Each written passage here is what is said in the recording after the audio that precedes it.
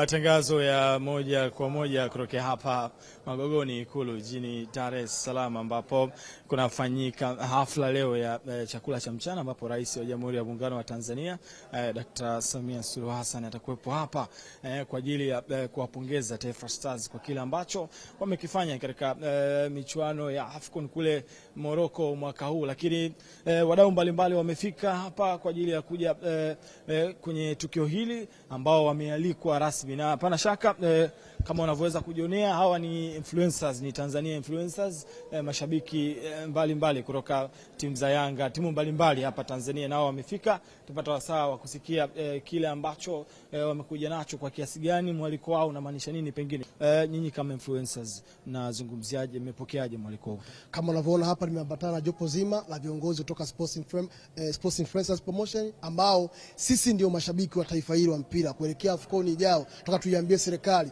iko mikono salama, tutapita nchi nzima kuhamasisha michezo, kuhakikisha kwamba Watanzania wanatoka majumbani kwao kujaza viwanja vya mpira wa miguu kama ambavyo Morocco wamejaza kipindi hiki kwenye AFCON. Kwa AFCON ya msimu ujao pata chimbika hapa, na sisi ndio mpira wenyewe. Nachokizungumza ni kwamba tunashukuru kwa sababu serikali imetupa thamani watu wa michezo, na sisi ndio watu wa michezo, kwa tunashukuru sana. Lakini tunawakumbusha kwamba Watanzania tunapokwenda kwenye michuano ya AFCON ambayo 2027 ambayo sisi tutakuwa ni wenyeji pamoja na Kenya na Uganda. Kwa hiyo tunataka hamasa ambayo imefanyika kwa wenzetu Morocco, na sisi kama sisi influencers pamoja na wadau wote wa michezo nchini tujumuike kwa pamoja ili tuweze kutangaza utalii na kuitangaza nchi yetu, ili kuweza kuwa pamoja, kwa sababu hii ni nchi yetu na hii ndio michezo yetu. Taifa Stars yoye. Mimi kubwa kwanza nimpongeze Dr. Samia Suluhu Hassan kwa goli lake la mama. Ili goli ndio limefanya mpaka dakika hii Taifa Stars imeweza kufika hatua ya 16 bora.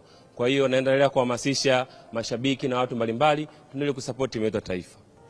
Kikubwa zaidi tunamshukuru mama, kwa mara ya kwanza Tanzania tumeshiriki AFCON kwa mara 4 mfululizo, lakini kwa mara ya kwanza mwaka huu timu inaenda kufanya mafanikio makubwa. Katika mara 4 zote mfululizo hatujawahi kuscore goli, lakini mwaka huu tumescore magoli na timu imefika 16 bora.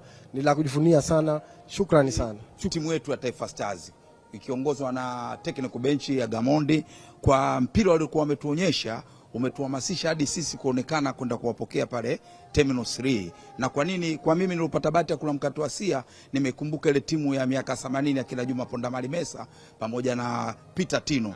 Tunamshukuru mheshimiwa kwa kutoa mifumo hii ya ndege. Hata tuliona klabu zetu Simba, Yanga, Azam walikuwa na, lakini na timu ya taifa mheshimiwa rais amekuwa anatoa ndege, hivyo tunamuomba aendelee kutushika mkono. Asante sana.